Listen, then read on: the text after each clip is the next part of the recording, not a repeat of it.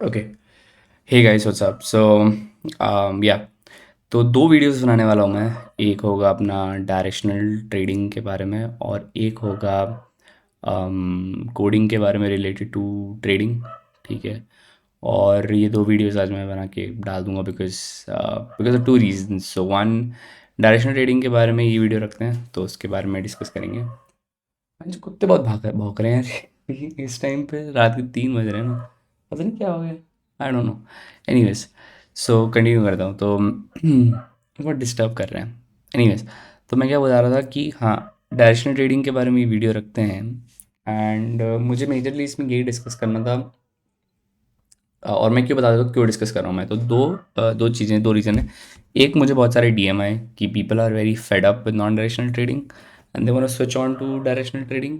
And दूसरा, मेरा एक बहुत ही करीबी दोस्त है जो ट्विटर पे तो इतना एक्टिव नहीं है, तो इसलिए मैं उसका नाम अनोनिमस रख रहा हूँ। पर वो काफ़ी जुड़ा हुआ है हमसे इन जनरल एंड वो भी ट्रेडिंग करता है। और वो डायरेक्शन सेटअप्स पे ट्रेडिंग उसने रिसेंटली चालू करी थी एंड फिर उसके साथ उसने काफ़ी बड़ा फकअप किया। एंड मैं उसको बैठ करके व्हाट्सएप पे समझा रहा था, कॉल पे समझा रहा था, आई मीन ग्रुप कॉल पे, कि भाई क्यों डायरेक्शनल सेटअप, क्यों डायरेक्शनल ट्रेडिंग बहुत ही हार्ड ट्रेडिंग है, क्यों तुझे नहीं करनी चाहिए। एंड फिर वो करते रहा एंड देन फिर उसके बाद बड़ा फकअप हुआ। But he, thank god, he did not get any dent on his capital. And now, but now he is very afraid of taking trades. So now he's unable to trade anymore. Not even able to trade non-directional, which is what he used to do earlier. And though उसके capital पे dent नहीं पड़ा but उसके capital पे एक significant dent पड़ सकता था, ऐसी टाइप की पोजीशन उसकी आ गई थी। तो बच गया वो। पर फिर मैं और मेरे कुछ दूसरे दोस्त जो थे, हम उसको समझाने की कोशिश कर रहे थे। तो मैं वही अब इस वीडियो में समझाने की कोशिश कर रहा हूँ। मैं बहुत इन डेप्थ क्यों जा रहा हूँ मैं रीज़न के, क्योंकि मुझे पता है कि लोग क्या फेस करते हैं और मैंने भी पर्सनली बहुत कुछ फेस किया है। ठीक है। तो मैं इसलिए समझाऊंगा कि क्यों ये सबके लिए नहीं है और ये किस टाइप के लोगों के लिए है, और अगर आपको इसको करना चाहिए तो वो कैसे करना चाहिए और क्या सोच करके करना चाहिए। ठीक है। तो देखो, डायरेक्शनल सेटअप्स में क्या होता है ना, कि इसका एक मेन की डिफरेंस क्या होता है नॉन डायरेक्शनल सेटअप से, कि नॉन डायरेक्शनल सेटअप्स में ना कई बार आपको एक टाइप का, एक अजीब सी एक चीज़ होती है। देखो, नॉन डायरेक्शनल सेटअप्स में फॉर एग्जांपल लोग फेडअप क्यों हैं, ठीक है, लोग फेडअप क्यों हैं जो मेरे ट्विटर में वो बोलते हैं, मैसेज करते हैं मुझे वो, क्योंकि वो यूजुअली अच्छे ट्रेडर्स नहीं है। साइकोलॉजी वाइज क्या होता है कि लोग क्या देखते हैं कि भाई मैं नॉन डायरेक्शनल ट्रेड कर रहा हूँ, स्पाइक में मेरा एसएल हिट हो गया। अब जब मैंने वापस से ट्रेड लिया तो अब ना प्रीमियम बचा ही नहीं है, राइट। पहले था सुबह 50-50 रुपये था, मैंने शॉर्ट किया था और जो प्रीमियम था वो 40-40 आ गया था। एंड 10-10 रुपये का प्रॉफिट बेसिकली दोनों साइड पे दिख रहा था। अब मुझे 20 रुपये का प्रॉफिट दिख रहा था और फिर वापस स्पाइक आई। फिर 20 रुपये से मेरे को सिर्फ 4 ही रुपये मिले और बाकी के 16 रुपये स्पाइक में चले गए। मैंने री एंटर किया धीरे धीरे करके, फिर डे एंड तक बेसिकली सुबह तो मैंने 50-50 रुपये का प्रीमियम शॉर्ट किया था और डे एंड पे दोनों के प्रीमियम 10 रुपये एक साइड पे और दूसरी साइड पे ज़ीरो हो गया। ठीक है, स्टार्ट की बात कर रहा हूँ मैं। पर फिर भी जो मैंने पर्सनली मतलब किया, लिया वो 90 पॉइंट नहीं लिया मैंने सिर्फ 40 पॉइंट लिया, लेट्स से फॉर एग्जांपल। ये लोगों के यूजुअल प्रॉब्लम्स होते हैं। एंड फिर वो आगे क्या बोलते हैं कि यार मैंने सिर्फ 40 पॉइंट लिया and non directional setups are really not working and आप बहुत अच्छा डायरेक्शन में कर रहे हो, आप कैसे करोगे ये वो। The thing is, the problem is people don't understand that the same thing is with every single type of trading. You cannot just be right all the time. And the reason why you're losing those 50 points while doing non-directional trading is because you don't know where the market's gonna go the next minute, right? You cannot say कि अगर market ऊपर जा रही है तो मैं अपना call काटूंगा नहीं, मैं उसको रखे रहूंगा। डूड, वो 50 रुपये का कॉल जो बाद में 10 रुपये पे खत्म हुआ है, वो पहले शायद 150 रुपये पे स्पाइक किया होगा। तुम उसको 150 रुपये तक होल्ड थोड़ी कर सकते हो। ठीक है, वाट लग जाएगी, राइट, तुम्हारी, तुम्हारा उतना रिस्क एपेटाइट है ही नहीं। And that is the reason why you are you know going up and then coming down. Like basically तुम अपना पूरा स्टाइल शिफ्ट कर रहे हो, अप एंड शिफ्ट कर down. I am just assuming what you are doing, but most of the non-directional traders are doing that, right? They are changing their strikes and they're moving up and down so that they can capture theta decay, or they can capture slight momentum, and they're doing a bunch of things, but they're still saying non-directional, still they're still saying within one range, right? That's what their target is, and market comes and ends up in a range. right? So but they are trying to predict the range. They don't know the range, right? And they're not even trying to predict the range. Actually what they're trying to do is they're just trying to guess. Like they're just trying to say, okay, I mean, market's probably not going to move a lot. Right? That's what the thing is. That's what they're doing. Now people don't understand that directional trading is completely opposite. You are seeing that it will trend, or at least it will stay in a trend for a pretty much while, or even if it does go against you, it's not going to go against very much to you, so it's not going to spike too much that it touches your SL, right? So you don't want the market to go in your, like, against your direction, right? But that doesn't happen every day. The thing is, most traders are stick to that daily M2M fluctuation. तो क्या होता है, और मैं ये बताने की भी क्यों कोशिश कर रहा हूँ, बिकॉज मैं डायरेक्शनल ट्रेडिंग के क्रक्स में लेटर आऊँगा, पर मैं तुम्हें ये समझाने की कोशिश कर रहा हूँ कि तुम्हें डायरेक्शनल ट्रेडिंग में एक्चुअली जाना नहीं है, तुम वहाँ नहीं जा पाओगे। पर तुम्हें प्रॉब्लम क्या हो रही है नॉन डायरेक्शनल में, अगर तुम हो कि तुम एक अच्छे ट्रेडर हो ही नहीं, तुम्हें वो 50 रुपये लूज करने में प्रॉब्लम हो रही है, whereas you should actually be happy about making that 40 points, right? तुम्हें at the end of the day result जो है उससे फ़र्क पड़ना चाहिए, या फिर at the end of the week result से फ़र्क पड़ना चाहिए, या फिर at the end of the year result से फ़र्क पड़ना चाहिए, rather than the intraday fluctuation. हाँ, मे बी शायद तुमने इंट्राडे में 60 पॉइंट 70 पॉइंट का प्रॉफिट देखा हो, बट अब डे एंड पे तो 40 पॉइंट ही मिले ना। अरे भाई तुम मिल गए ना, बात खत्म वहाँ पे। क्यों you are stick with that thing कि नहीं यार मुझसे नॉन डायरेक्शनल ट्रेडिंग नहीं हो रही? अरे भाई ठीक है, जो है सही है। अब डायरेक्शनल ट्रेडिंग में क्या होता है, नॉन डायरेक्शनल में तुम फिर भी 40 पॉइंट के साथ निकल जाओगे, बट डायरेक्शनल ट्रेडिंग में यूजुअली ऐसा नहीं होता। ऐसा बहुत रेयर होता है उसमें कि तुमने स्टार्ट किया डे, मतलब एटलीस्ट सेलिंग साइड पे, लेट्स से तुमने 20 रुपये 25 रुपये पे शॉर्ट किया। अब वो 25 रुपये या तो ज़ीरो हो जाएगा, यानी कि ओटीएम रह गया, है ना। अगर वो एटीएम रह गया या आईटीएम रह गया, ठीक है ना, तो वो मोस्ट प्रॉब्ली तुम्हारा एसएल हिट कर चुका होगा। And let me explain you why this would happen, because जब एक ऑप्शन एटीएम रहेगा या आईटीएम रहेगा ना, तो उसमें कुछ अमाउंट ऑफ टीटा तो रहेगा ही रहेगा, राइट? कुछ अमाउंट ऑफ एक्स्ट्रा पॉइंट्स तो रहेंगे ही रहेंगे। तो इट्स वेरी मच प्रोबेबल कि अगर वो ऑप्शन आईटीएम या एटीएम जाता है तो तुम्हारा एसएल हिट करके जाएगा, ठीक है। तुम अब उसका एसएल 100 रुपये पे तो नहीं रख दोगे ना, 50 पे रखोगे ज़्यादा से ज़्यादा, 40 60 पे रखोगे ज़्यादा से ज़्यादा, उससे ज़्यादा क्या ही एसएल लोगे, मतलब फिर तो आर के लौड़े लगेंगे। तो तुम्हें ये समझना पड़ेगा कि डायरेक्शनल ट्रेडिंग में बाइनरी हो जाता है वो काफ़ी काफ़ी, या तो तुम पैसा बनाओगे या नहीं बनाओगे। And most traders cannot handle this, they cannot handle a situation where they either make only make max profit, or they either make only max loss of that day, ठीक है। most traders cannot handle this. There is this one defined issue that we as humans cannot think about the future, we think about what happens in intraday। तो क्या होता है जब तुम्हारा SL hit होता है ना, तो तुम रिवेंज में आते हो और फिर तुम वापस ट्रेड लेते हो, trying to make that money back. And the bad part about directional trading is कि तुम्हें डे के स्टार्ट में भी प्रीमियम मिलेगा, तुम्हें डे के एंड में भी प्रीमियम मिलेगा, and you just have to go one strike closer. तो जैसे अगर तुम्हारे को वन स्ट्राइक दूर सुबह के टाइम पे 20 पॉइंट मिल रहे थे, तो डे के एंड तक तुम्हें एटीएम पे 20 पॉइंट मिल रहे होंगे। तो तुम्हारा दिमाग क्या कहेगा कि अच्छा मैंने 20 पॉइंट पे 10 रुपये का एसएल लिया है, वापस 20 पॉइंट पे शॉर्ट करता हूँ, मैं 10 रुपये का एसएल भी कमा लूँगा और फिर 10 रुपये और प्रॉफिट भी कमा लूँगा। पर तुम ये नहीं सोच पाते कि अगर उसका जो जो एटीएम पे 10 पॉइंट का स्पाइक है is more likely than OTM पे 10 पॉइंट का स्पाइक, एंड फिर तुम वो ट्रेड लेते हो और फिर तुम्हारे वहाँ पे एल लगते हैं, ठीक है। तुम ये नहीं समझ में आते हो कि कल एक नेक्स्ट दिन आएगा, न्यू डे आएगा, और उस नए दिन में तुम्हारे पास वापस ट्रेड अपॉर्चुनिटी होगी, और प्रोबेबली बेटर ट्रेड अपॉर्चुनिटी होगी than what today market is offering you, and you take that trade and then you are fucked in that trade, है ना। इसलिए directional trading is not for everybody. There are other few problems with it. Now what comes in max profit max loss वाला, समझ रहे हो? And हमेशा दिन के हर पॉइंट पर तुम्हारे पास प्रोबेबिलिटी होती है, या फिर तुम्हारे पास एक काइंड ऑफ एक ट्रेड होता ही होता है, लाइक इट्स लाइक तुम्हारे पास अपॉर्चुनिटी होती ही होती है ये डायरेक्शनल ट्रेडिंग में। नॉन डायरेक्शनल ट्रेडिंग में ऐसा नहीं है ना। नॉन डायरेक्शनल ट्रेडिंग में 2 बजे के बाद बहुत कम अपॉर्चुनिटी होती है, बिकॉज प्रीमियम ही 5-10 रुपये बचे रहते हैं एटीएम पे, तुम क्या ही शॉर्ट करके क्या ही ले जाओगे, है ना। तो वो वाला पॉइंट आ जाता है उसमें। तो और उसमें रिस्क बढ़ जाता है डे के एंड में, क्योंकि स्पाइक्स हो सकते हैं ज़्यादा। 4 रुपये का ऑप्शन 20 रुपये जा सकता है आराम से, बट 4 रुपये का ऑप्शन ज़्यादा से ज़्यादा गिरेगा कितना, ज़ीरो ही होएगा ना। तो वो एक बात हो जाती है, राइट। और लोगों को ये समझ में नहीं आता है, लोग फिक्सेटेड होते हैं कि नहीं उन्हें डायरेक्शनल मूव करना है। अरे भाई नहीं करना है तुम्हें, बस तुम सोच रहे हो वैसा, ठीक है। अब डायरेक्शन में क्या होता है कि तुम थोड़ा सा आईटीएम में थोड़ा सा एटीएम जाओगे तो तुम्हारे को 15-20 रुपये, 30 रुपये, 40 रुपये, 50 रुपये, 100 रुपये कुछ भी मिल जाएगा शॉर्ट करने के लिए, ठीक है। नॉन डायरेक्शन में वैसे नहीं कर पाओगे। आईटीएम 2 शॉर्ट करके बैठ जाओ, क्या ही मिलेगा तुम्हें, उसमें भी उतना ही टीटा होने वाला है। समझ रहे हो ना मेरा लॉजिक।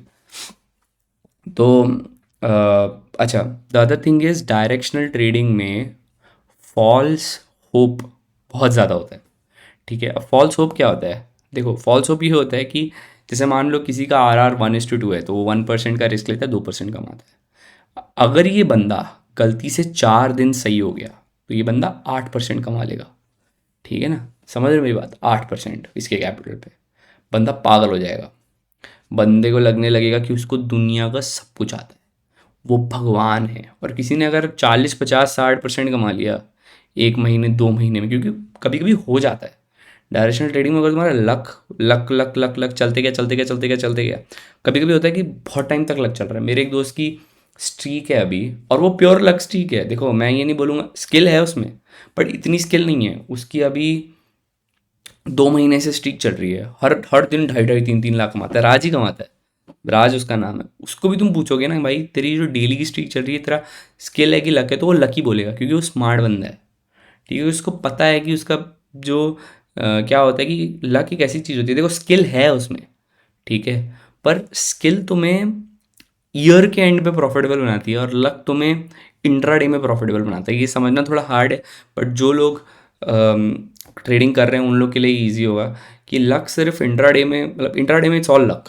ठीक है, but what you do in a year is what makes you, like that's what skill is, that's what is like कि तुम ईयर कितने पे एंड कर रहे हो वो स्किल है, या फिर तुम 3 साल 6 साल कितने पे एंड कर रहे हो वो एक स्किल है। बट इंट्राडे में सब लक है, प्योर लक है इंट्राडे, ठीक है। ये समझना थोड़ा हार्ड है, but you have to understand this. And the other part is कि डायरेक्शनल ट्रेडिंग में जब मैं बता रहा था तुम्हें कि it has big win streaks and big lose streaks, whereas with non-directional that's not true. You'll have much normal losing streaks, and the reason behind that is market doesn't always trend, but when it starts trending it can trend for a while, and you can be lucky for a while in directional trading, है ना। So when you're lucky ना, तो तुम्हारा दिमाग खराब हो जाता है उस टाइम पे। तुम ऑड बेट्स मारते हो और तुम्हारे ऑड बेट्स सही हो जाते हैं, एंड फिर जब वो तुम्हारे ऑड बेट्स सही हो जाते हैं ना, तो यू आर फक्ड, क्योंकि तुम एक ऐसे मेंटल स्टेट में हो जहाँ पर तुम्हें हर दिन डर लगेगा कि आज मेरा last day of luck streak है, क्योंकि तुम्हें अंदर से पता होता है कि तुम लक स्ट्रीक पे हो, ठीक है। बट तुम दुनिया को कैसे प्रेजेंट करते हो कि तुम एक विन स्ट्रीक में हो क्योंकि तुम्हारे पास स्किल है, बट तुम्हें भी पता होता है कि तुम्हारे पास वो स्किल नहीं है। There is no skill that can predict market every day, ठीक है। ज़ीरो रिस्क स्ट्रैटेजी कुछ नहीं होता। तुम जैसे ही लॉस करोगे ना किसी दिन, तुम्हारा दिमाग बौखला जाएगा, तुम्हारा दिमाग को लगेगा कि यार आज लॉस हो गया, अब कल भी होगा, परसों भी होगा, नरसों भी होगा, फक, ठीक है। डायरेक्शनल में बहुत प्रोमिनेंट होता है because losses and wins are very prominent. There either max loss और max wins most of the time. So दिमाग फक हो जाता है, ठीक है ना। अगर तुम बाइंग साइड पे भी ट्रेड कर रहे हो, तुम बाय कर रहे हो कुछ, उसका या तो टारगेट हिट होता है या फिर तो उसका एसएल हिट होता है मोस्टली, ठीक है।